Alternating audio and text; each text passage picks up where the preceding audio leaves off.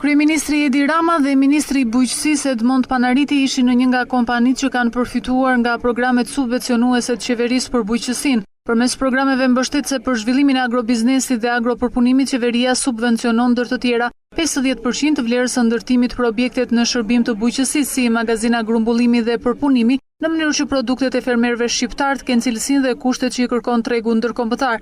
Kryeministri Rama u shpreh se AZBR-ja do të jetë sërish në ndihmë të fermerëve për të orientuar ata në aplikimet me programin e ri mbështetës. AZBR-ja do të ndihmojë si të aplikoni në programin e ri, që është program kreditimi me interes të ulët, i garantuar nga shteti shqiptar.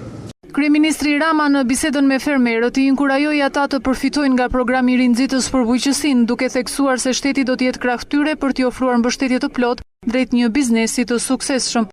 Unë do ju nxisja që të përfitoni nga programi i ri i mbështetjes së bujqësisë, qoftë për serat, ku ne për çdo 10 hektar sera japim $100,000 në 5 vjet, për çdo fermë 100 hektarëshe japim $1 milion në 5 vjet, direkt mbështetje.